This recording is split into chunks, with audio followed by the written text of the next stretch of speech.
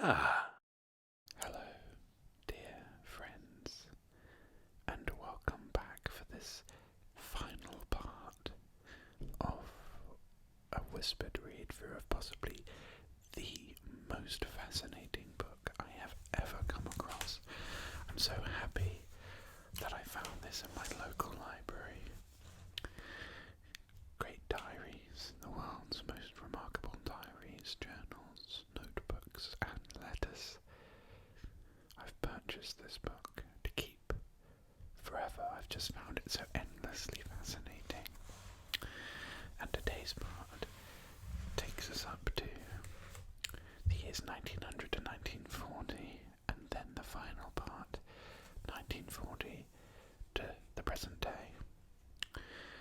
Now this part will look at that early part of the 20th century, which was of course overshadowed by the Great War, World War One, and many a great diary, I'm sure, will have been produced from it. To start with, we have the wonderful Virginia Woolf, the novelist and essayist, born in London. In 1897, at the age of 14, she began keeping a diary detailing the life of her privileged family circle. By that time, she was already emotionally scarred. She had a very difficult life. The death of her mother triggered a terrifying mental breakdown that she had to endure. She may have been sexually abused by her half-brothers, and the diaries are full of intellectual energy, full of malicious humour, curiosity, intellectual energy, and a thirst for pleasure, despite the demons that plagued her and eventually led to her suicide. They form quite a nice parallel to her career as a writer. They're like a literary exercise early on, a training for writing fiction and essays. And then later on, it became more of a chance to write at a rapid, haphazard gallop with slapdash and vigour. This is an excerpt, the first entry, in 1905, a lyrical evocation of a frosty New Year's Day in the English countryside.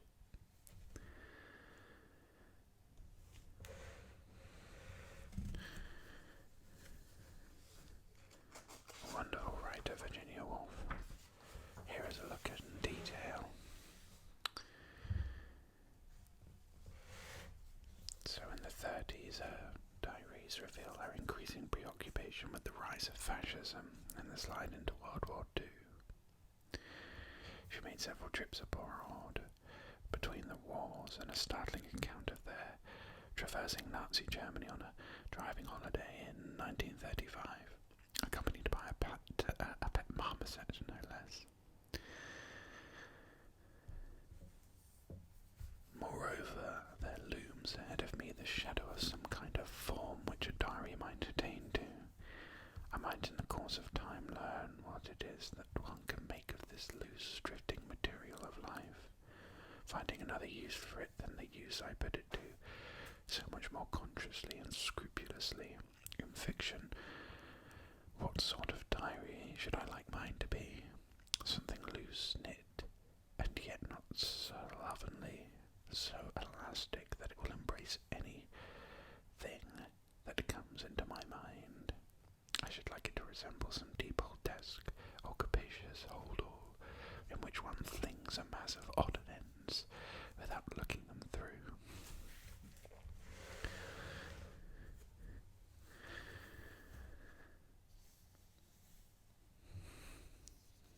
Here is the public extracts from her diaries as they were published.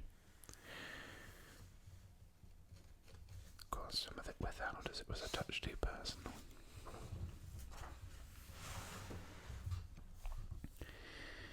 Here we have the painter Paul Klee, a Swiss painter, and these describe her journey to artistic maturity.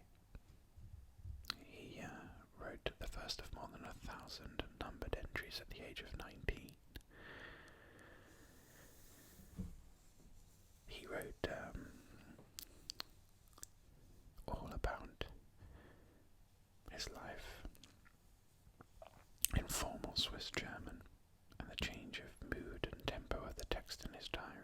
a symphony out of his life.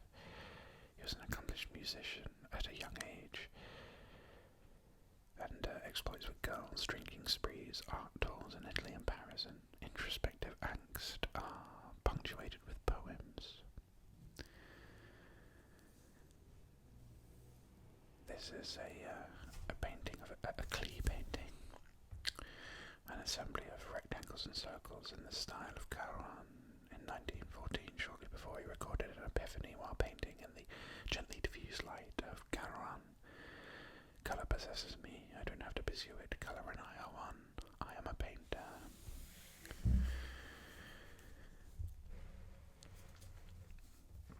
He was drafted into the infantry in Landshut-Schleichheim in 1916. He described it as an insane war.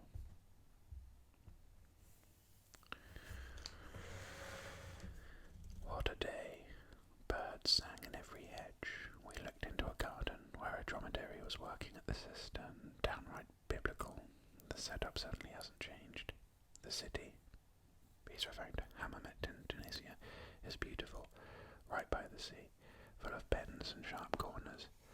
Now and then I get a look at the ramparts. In the streets more women are to be seen than in Tunis. Little girls without veils as at home. Then too, one is allowed to enter the cemeteries here. There's one splendidly situated by the sea. A few animals graze in it.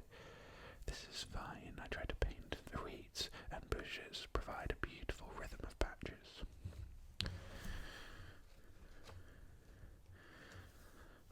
That looks like he's written down a musical score, listening to a blind singer and a boy with a tambourine.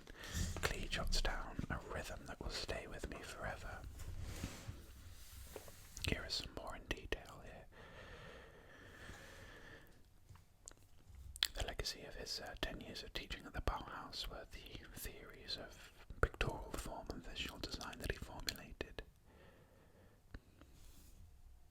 Form using four triangles. Coloured triangles creating zones of colours of different weights. He was fascinated by the relationship between painting and geometry. Art does not reproduce the visible, but makes visible the very nature of graphic art, lures us to abstraction readily and with reason. Of course, the Bauhaus school in Weimar, Germany, founded by the architect Walter Gropius in 1919, brought international painters and craftsmen together to work and teach in a vibrant, inclusive community. You often hear things in the Bauhaus style. Here we have a crusader for social justice. Gothic Kollwitz, an artist, German.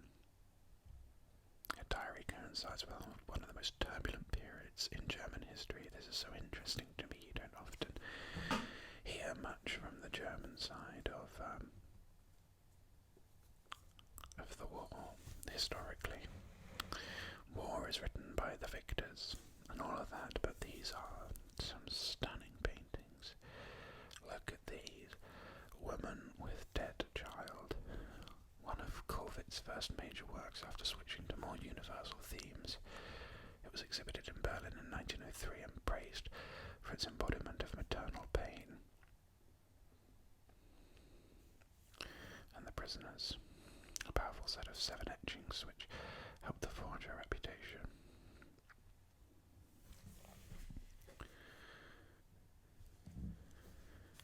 So she was born in Königsberg in East Prussia, which is now Kaliningrad in Russia. She grew up in a family that had strong moral principles and a highly developed social conscience. Her artistic ambitions were encouraged by her family, but she was never very interested in exploring the latest aesthetic theories. It was simply a means of highlighting the suffering and injustice that she saw all around her.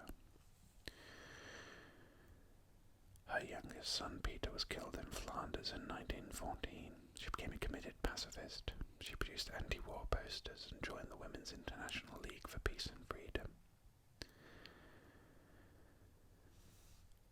Creating a memorial for Peter, her son, was the all-consuming project of her later years. We went from the figures to Peter's grave, and everything was alive and wholly felt. I stood before the woman, looked at her, my own face, and wept and stroked her cheeks. So here are some plans for the memorial. She was determined to create a memorial for her son, but it took years to come to fruition.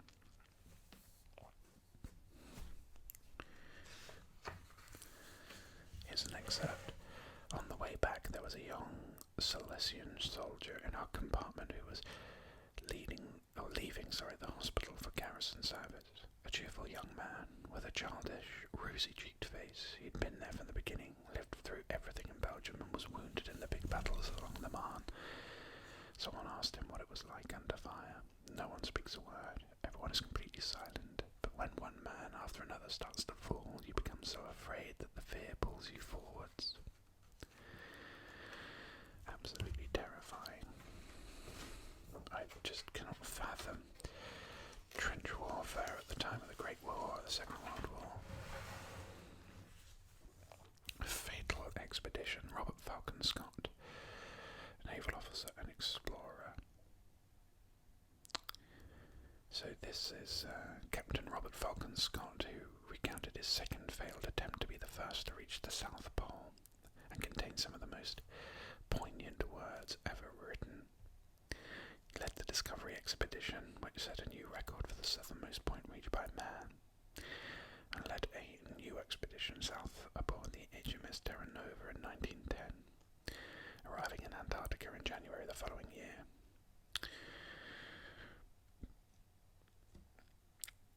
Of course, this is where he and his team found that their rival Norwegian explorer, Roald Amundsen, was ahead of them, and it was confirmed when they got to the pole.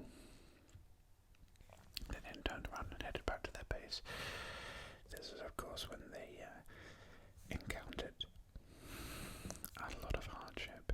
2 days' rations after many days. Faint with hunger and ravaged by scurvy, they pitched their tent as a blizzard approached. They were 11 miles from a supply depot, which there was ample food at, but 7 months later a search party found the small green camping's tent and 3 frozen corpses inside. Next to Scott's body was a sheaf of letters as well as his journal, which he kept writing right until the end. One of the last entries written in the tent reads, "We are weak. Writing is difficult, but for my own sake I do not regret this journey, which has shown that Englishmen can endure hardships, help one another, and meet death with as great a fortitude as ever in the past."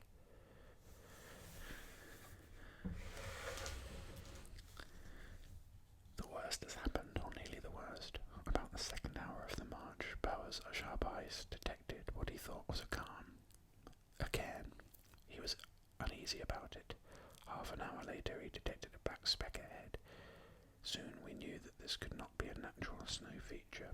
We marched on, found that it was a black flag tied to a sledge bearer near by the remains of a camp, sledge tracks and ski tracks going and coming, and the clear trace of dogs' paws. Many dogs. This told us the whole story. The Norwegians have forestalled us, and are first at the pole. Tomorrow we must march on to the pole and then hasten home with all the speed we can compass. All the daydreams must go. It will be a wearisome return. What a hardship. A race to the South Pole, not achieving it, and then enduring the worst on the way back. The Norwegian expedition arrived 5 weeks ahead of Scott and his team. And they knew that they needed to use dogs to pull their sleds, and they all managed to make it back safely to their base, so it sounds like the English were not well equipped.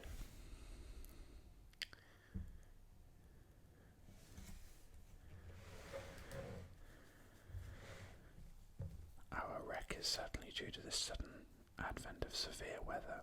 I do not think human beings ever came through such a month as we have come through, and we should have got through in spite of the weather but for the sickening of a second companion, Captain Oates, and a shortage of fuel in our depots for which I cannot account, and finally but for the storm which has fallen on us within 11 miles of the depot at which we hope to secure our final supplies. last words, getting weaker, Scott realised on the 29th of March 1912 that the end had come. It seems a pity, but I do not think I can write more. R. Scott, last entry. For God's sake, look after our people.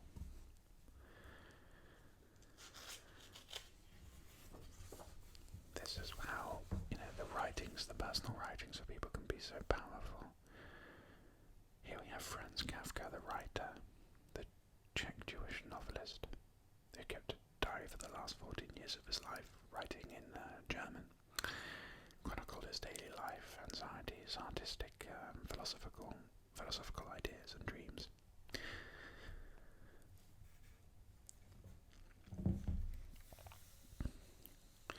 Devotees of Kafka prize the diaries for their often vivid writing, the light they shed on the author, and for the drafts of stories that they contain. Before he died, Kafka told Bronte to destroy all of his manuscripts, both the fiction, little of which had been published, and the diaries. Bronte was convinced that his friend's work was important, so could not bring himself to do this. Instead, he preserved the papers, ensuring that Kafka's three great novels, The Castle, America, and The Trial, his many short stories, and eventually the diaries, were published, which of course we should all be thankful for. Here's some more in detail. Kafkaesque fiction, of course, is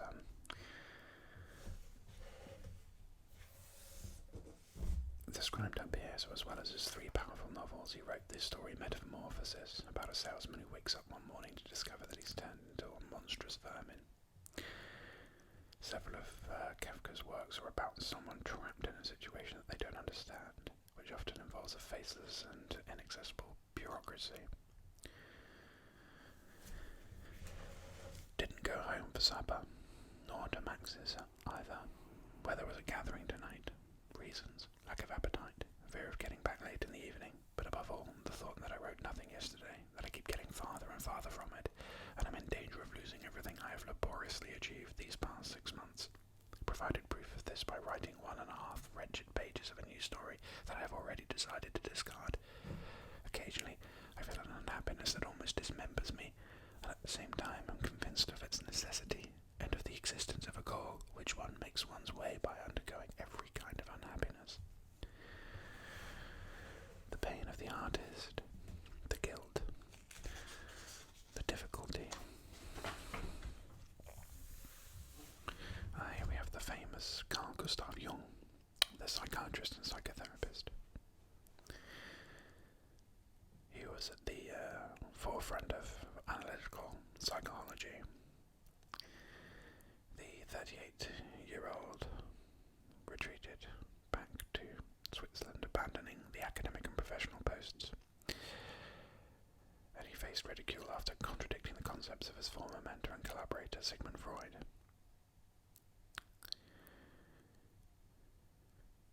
As a child, Jung had experienced occasional hallucinations, but now he was visited by visions of Europe ravaged by floods and rivers of blood. And of course, when World War I broke out, he made the connections between these, and concluded that his mind wasn't madness and warranted rigorous investigation. So he wrote into his fascination with the unconscious. In his black books, he transcribed them into a red leather-bound volume that he called Liber Novus, the New Book, which he illustrated himself, and became the bedrock of his future theories on extroversion and introversion, archetypes, collective memory, religion and myth creation.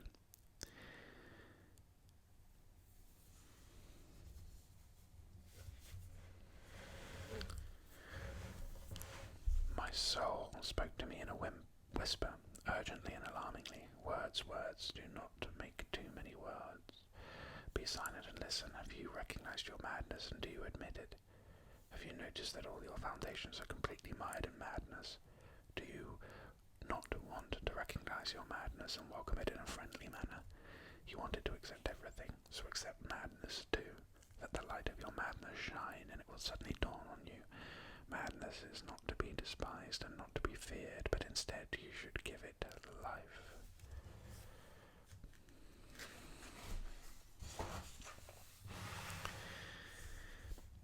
Here we have a soldier's account. Louis Barthas, a French soldier in World War One.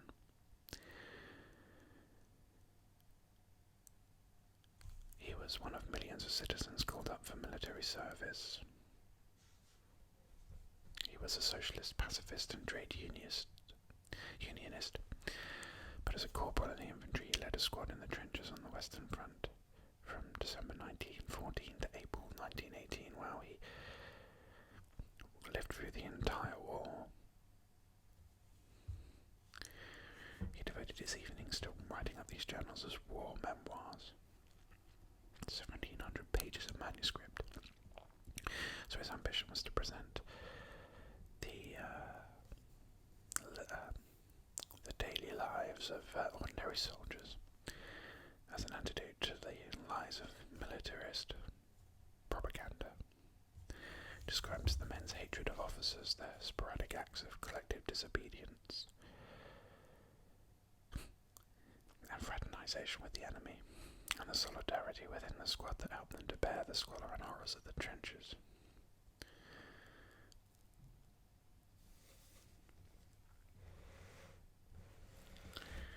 It's an illustrated journal.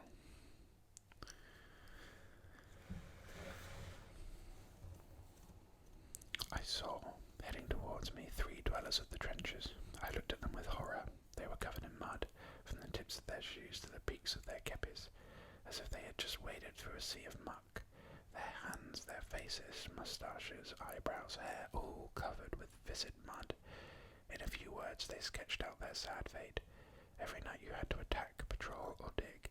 The machine guns drove you mad. You had to lie in the mud for hours at a time. Daily rains, no shelters, badly fed. Such was their sad fate, and such was going to be mine. It'd be very interesting actually to read the entirety of Barthas's journal. Of course, somebody who's very familiar to me, Siegfried Sassoon, the war poet. He was born into a wealthy family, was a minor poet, an amateur sportsman, and in his own words, a fox-hunting man before he volunteered for the army at the onset of World War I. He underwent experiences in France that transformed his life and his poetry.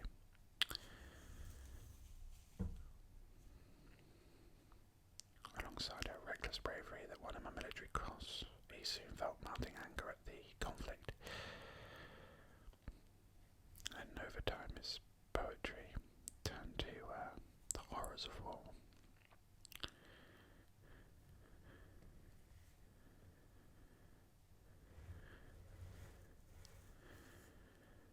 He eventually was wounded twice and then returned home, and then that was when he completely changed his mind and became fully against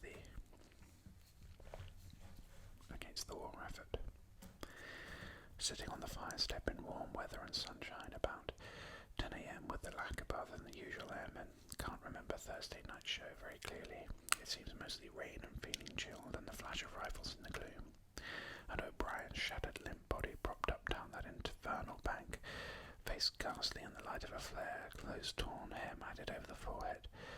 Trying to lift him up to the side of the crater, the soft earth kept giving way under one's feet. I would have given a lot if he could have been alive, but it was just a hopeless case. So while he was recuperating from a wound in England, he made a public statement criticising the conduct of the war and calling for a negotiated peace.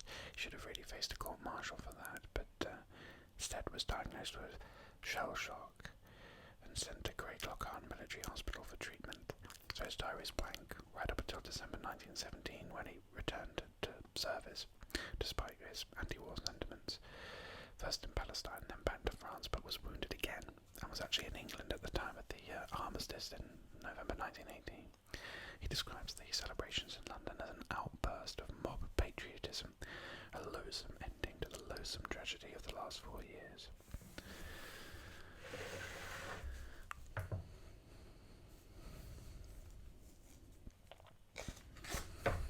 You should check out the poems of Siegfried Sassoon if you haven't already.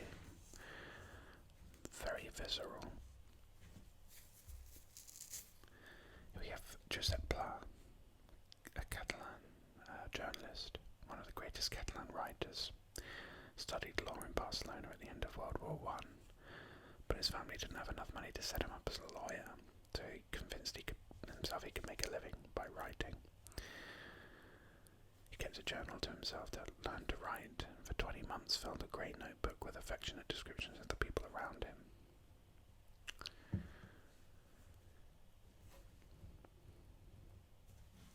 He combined a keen eye for detail with dry irony and a passionate love of language, and this journal comes to an end when Pla is offered a job as the Paris correspondent on La Publicitat, a Catalan newspaper.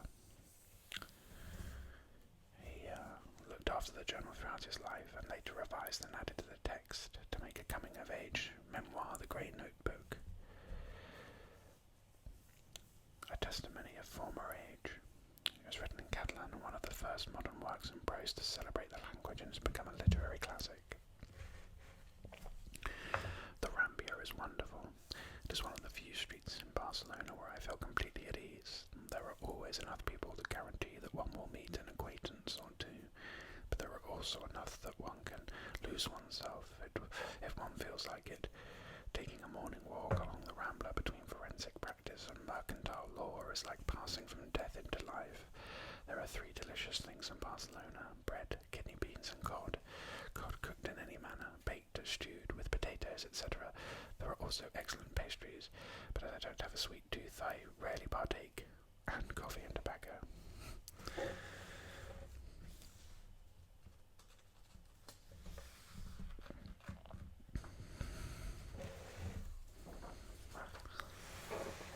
We have Howard Carter here, the Egyptologist who discovered Tutankhamun. There he is, discovering Tutankhamun. Of course, a major discovery in history. He learned his methodology working as an artist on excavations in Egypt in his teens. And he wrote to Lord Carnarvon, who was funding him in his late 40s. At last have made wonderful discovery in Valley, a magnificent tomb with seals intact, recovered. Same for your arrival, congratulations. They all entered the antechamber and were astonished by its contents. It was some time before one could see. The hot air escaping caused the candle to flicker, but as soon as one's eyes became accustomed to the glimmer of light, the interior of the chamber gradually loomed before one, with its strange and wonderful medley of extraordinary and beautiful objects heaped upon one another. There was naturally short suspense when Lord Carnarvon said to me, "Can you see anything?" I replied to him, "Yes, it is wonderful." I then, with precaution, made the hole sufficiently large for both of us to see. Could you imagine discovering something like the tomb of Tutankhamun for the first time? He's made lots of lovely illustrations of the Anubis and mummification. Here we have Anais Nin, a French-American author.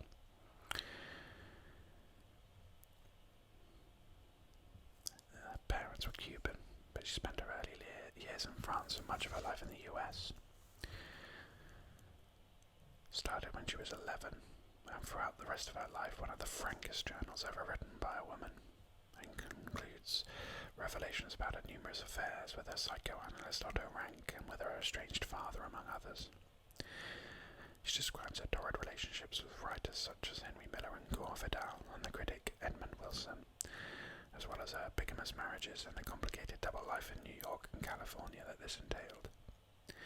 However, it isn't just about her relationships, it's about her horrified reaction to World War II.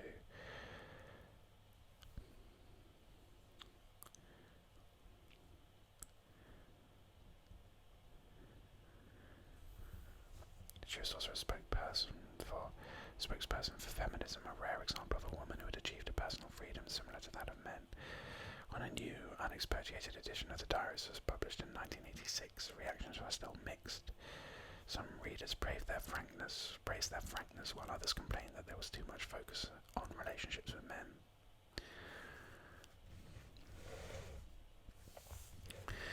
But I need a place where I can shout and weep. I have to be a Spanish savage at some time of the day. I record here the hysteria in life that life causes in me, the overflow of an undisciplined extravagance. To hell with taste and art, with all contractions and polishings. Here I shout, I dance, I weep, I gnash my teeth, I go mad, all by myself, in bad English, in chaos. It will keep me sane for the world and for art. Another famous face, George Orwell here, the novelist and essayist. Eric Blair, better known by his pen name George Orwell, kept diaries and notebooks for most of his life, and 11 of these have survived.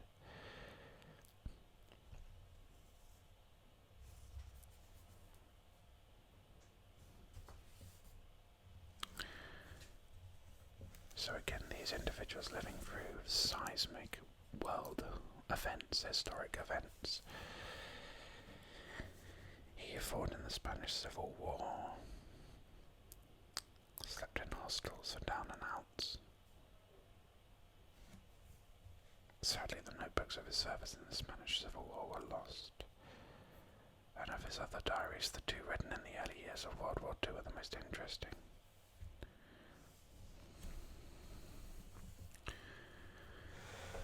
Regular features of the time: neatly swept up piles of glass, litter of stones and splinters of flint, smell of escaping gas, knots of sightseers waiting at the cordons, nondescript people wandering about, having been evacuated from their houses because of delayed action bombs.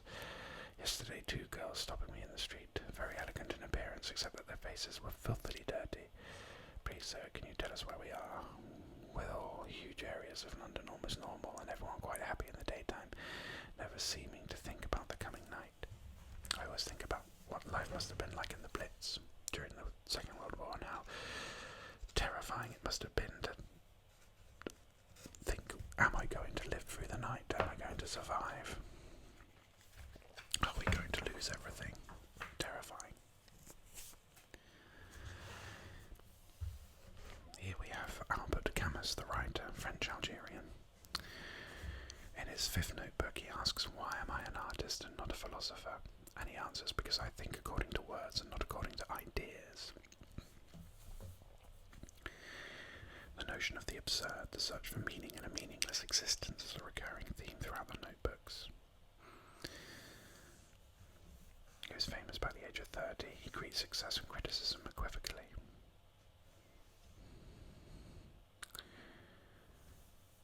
He deleted most of the autobiographical events from his first 6 notebooks, and only brief references to his bouts of tuberculosis remain. But the final 3, covering the 9 years before his early death in a car accident in 1960, are in diary form.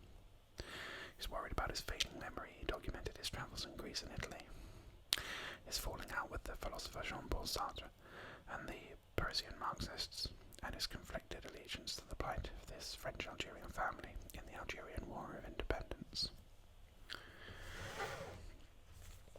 We lead a difficult life, not always managing to fit our actions to the vision we have of the world. We struggle and suffer to reconquer our solitude, but a day comes when the earth has its simple and primitive smile.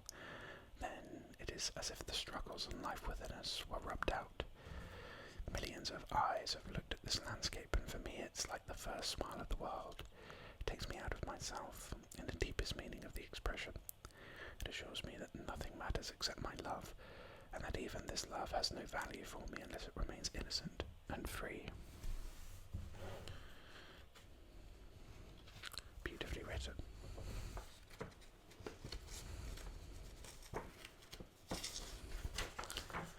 Here we have the directory page.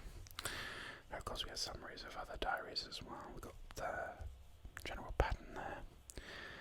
Miles Franklin, Thomas Mann, John Steinbeck. And this brings us up to our final stop, 1940 to present. Many diaries bearing witness to the terrible events from the Holocaust in Nazi occupied Europe to the dropping of the atom bomb on Hiroshima in Japan. Actually, it is crazy to think about the seismic change across the global landscape. And here we have one of the most famous diarists of all, in Anne Frank. A small cloth-bound book, chosen as a birthday present by a 13-year-old Jewish girl in German-occupied Amsterdam, was the starting point for one of the world's most famous diaries.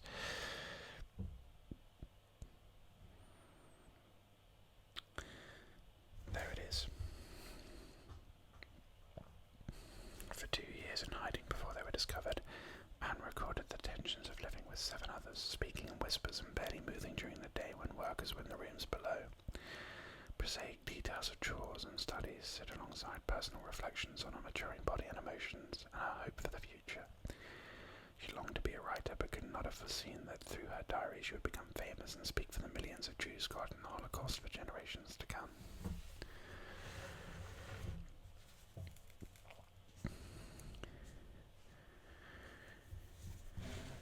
In the summer of 1941, Granny Hollander fell very ill.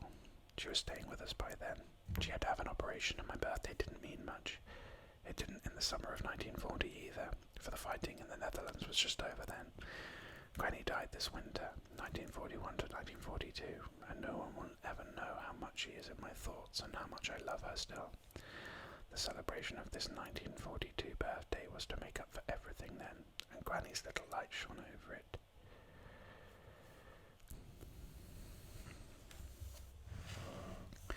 Here are our early pages, where they contain a mix of schoolgirl gossip and family memories and photos of things like a beach trip.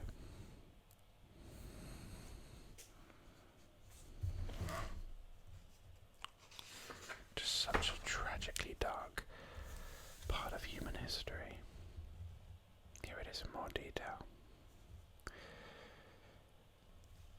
Down here we have imaginary correspondence.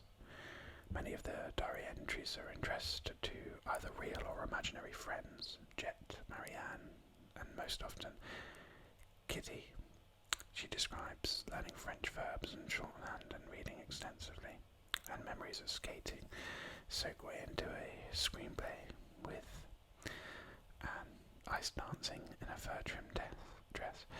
She's attached pictures of films, stars to her wall, and captions her own photograph. If I look like this all the time, I might have a chance of getting to Hollywood. Here it is. Dit is een foto zoals ik me zou wensen. Dan had ik nog wat een kans om naar Hollywood bekommen.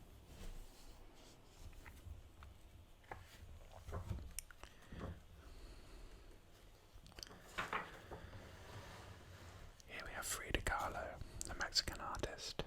It's a unique fusion of words and colourful images, in which she explores her thoughts, fears, beliefs, and artistic themes. She kept the diary for the 10 years leading up to her early death at the age of 47. She suffered continuous pain all her life, of course, when she had a bus crash when she was at school, numerous operations and illnesses that led her to express her suffering in startling images, with amputating limbs or self-portraits in which her internal organs appear outside her body, like the two Fridas here.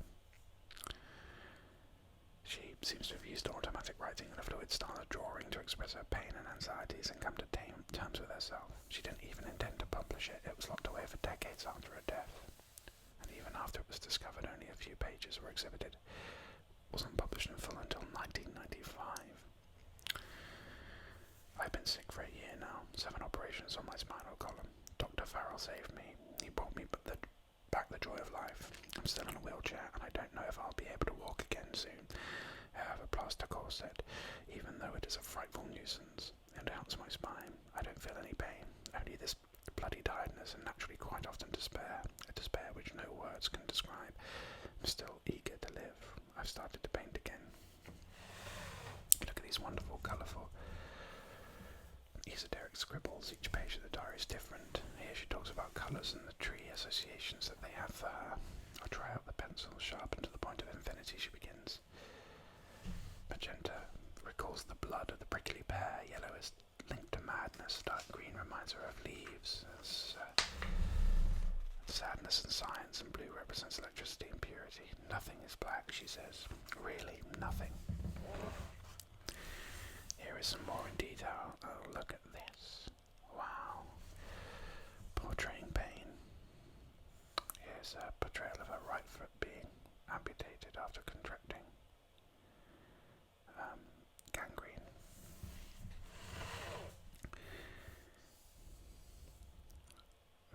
A wonderful image titled The Dance al Sol. Clear that the dance is in honour of the life-giving sun. Anguish and pain, pleasure and death are no more than a process for existence.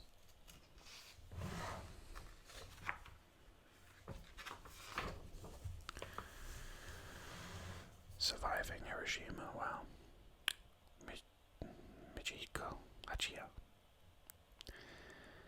And his first entry is dated the 6th of August 1945, wow, and reads that the hour was early, the morning still, warm and beautiful. And of course that must have been just before 8:15 AM, because that's when the crew of the US B-29 bomber dropped the atomic bomb. He recalls a strong flash of light, then another, and finds himself in darkness and swirling dust, surrounded by rubble and stark naked. Then the diary covers the next 56 days, and documents his work as director of Hiroshima Communications Hospital in the aftermath of the blast. He had serious burns, made his way to the hospital to tend to himself, and the doctors didn't really know what they were dealing with. Then after a while they realised they're dealing with radiation sickness. For acres and acres the city was like a desert, except for scattered piles of brick and roof tiles. I had to revise my meaning of the word destruction. He lived until the age of 76, despite only being a mile from the epicenter of the blast, only dying in 1980. And in 95, part of his hospital was turned into an atomic bomb museum, where his original diary was displayed. Just unparalleled destruction. 70% of Hiroshima's buildings were destroyed. At least 66,000 people were killed and around 69,000 more were injured in the explosion alone, including 90% of the city's doctors and nurses. Caring for casualties was made worse by the fact that the bomb detonated right above the Hiroshima hospital, located in the centre of the city. Gradually things around me came into focus. There were the shadowy forms of some people, some of whom looked like walking ghosts, others moved like scarecrows, their arms held out from their bodies with forearms and hands dangling. These people puzzled me until I suddenly realised that they had been burned while holding their arms out to prevent the painful friction of raw surfaces rubbing together. A naked woman carrying a naked baby came into view. I averted my gaze. Perhaps they had been in the bath, but then I saw a naked man, and it occurred to me that, like myself, some strange thing had deprived them of their clothes.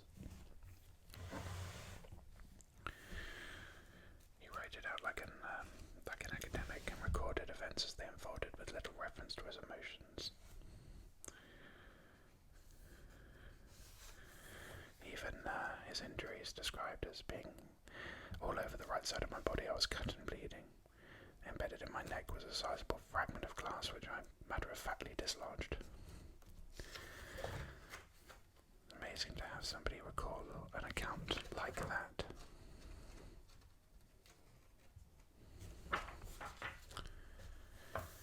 Here we have the poet Sylvia Plath, the American poet. Plath began writing a diary at the age of 11 when she was growing up in Massachusetts, but then had already suffered the loss of her father, which marked her for the rest of her life. She was given an electric shock treatment in 1953 for depression, and later attempted suicide. taking an overdose of sleeping tablets. The early diaries reveal a diary of a typical American teenager, but acutely observant of the details of the world around her, intensely competitive in her literary ambitions, and given to extreme outbreaks of depression and rage. She, of course, famously married Ted Hughes, and her diaries are full of love and admiration for huge Derek striding Ted. In March 1958 she wrote, "I married a real poet and my life is redeemed." The diaries are obsessed with her inner conflicts, which drove her into therapy, but her writing's also rich in the details of her everyday life.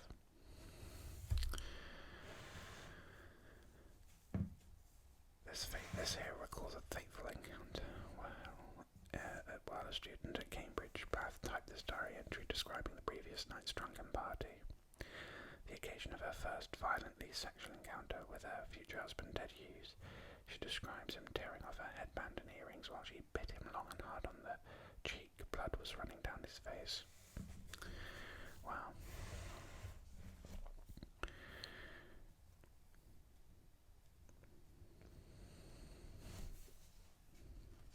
Very competitive relationship as well.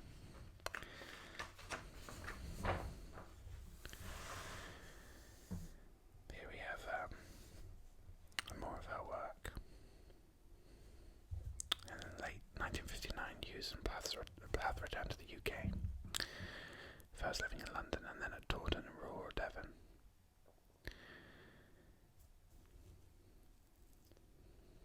And of course, under the influence of American poet Robert Lowell, she began making literature out of her deepest emotional conflicts. This confessional approach informed her novel The Bell Jar, completed in 1961, a very famous novel.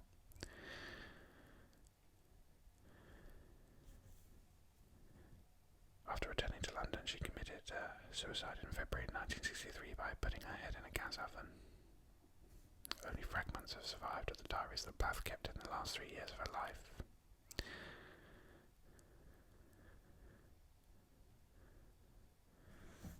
The black falls grew imperceptibly. I felt panic-stricken. I had nothing to do with it. It controlled me. I can't help it, I cried or whispered. And then in 3 great bursts, the black thing hurtled itself out of me. 1, 2, 3, dragging 3 shrieks after it. Oh, oh, oh, here he is, I heard Ted say. It was over. I felt the great weight gone in a moment. The afterbirth flew out into a Pyrex bowl, which crimsoned with blood. It was whole. We had a son. I felt no surge of love. I wasn't sure I liked him. Oh dear. Of course, postnatal depression, postpartum, it's far more commonplace than you may initially think. It requires a lot of honest and frank conversations to be brought to the light and help people cope.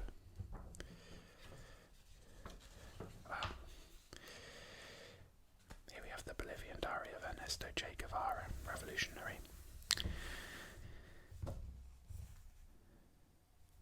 Very famous figure, of course. And we have the motorcycle diaries. He was a prolific writer. I wanted to know about more about Latin America, so we went on several trips. Of course, the motorcycle diaries is also a film, made into a film. But of course, he led guerrilla forces against the oppressive Argentinian regime at the time. Sorry, not Argentinian, the Cuban, where he was one of the main leaders of the successful '59 revolution in Cuba, led by Fidel Castro, and a leading member of the Cuban government.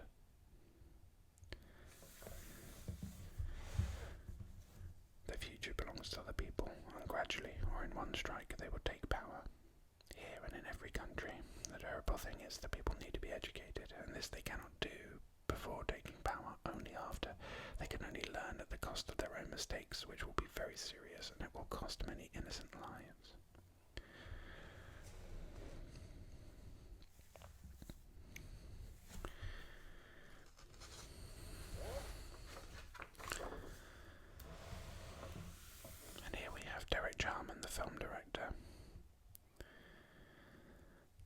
film director, but a poet, artist, set designer, and gardener and outspoken gay rights activist.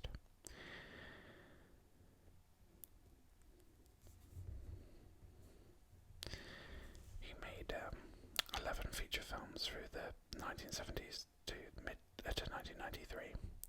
Caravaggio, Edward II, and Blue, which were landmarks and what was later dubbed the New Queer Cinema, independent films that celebrated gay culture. And he was also one of the first people to make music videos for bands such as Sex Pistols, The Smiths and the Pet Shop Boys. He rallied against the British government's Section 28 legislation, which essentially banned gay teachers from schools and intensified prejudice against gays.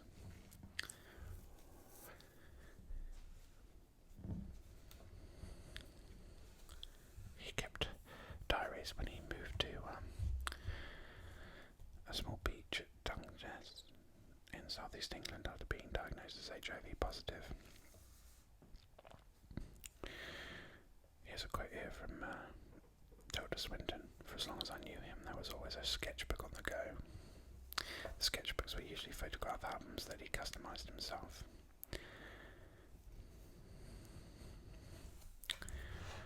Nothing that I have ever worked on has produced such problems as this life of Caravaggio. Everyone is excited by it and everyone is suspicious. My friends find 2 years of delays inexplicable. My lack of fun's annoying. They feel I should get on and do something. Why shipwreck myself in the chiaroscuro?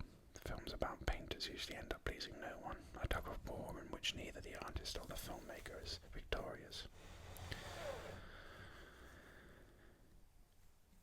You've got the beginning of the final script of Caravaggio, which was read in voiceover, opposite a invitation to the Berlin International Film Festival in 1986. Some sources of inspiration.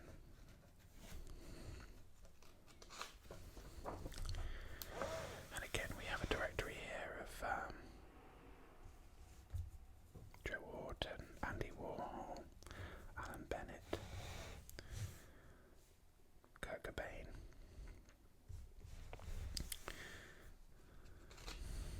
And that brings us to the end.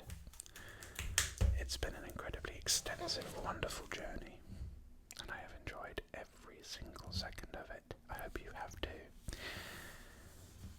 But again, I never travel without my diary. One should always have something sensational to read in the train. We agree with you, Oscar Wilde. This has been one of the, by far, most fascinating reads and flip-throughs I've ever done. So I hardly recommend this book if you're interested in anything really. It covers everything. Art, to history, to culture, to science, to the human story, the human condition. Thank you so much for joining me for this extensive read-through of Great Diaries. I look forward to having you join me next time. Until then.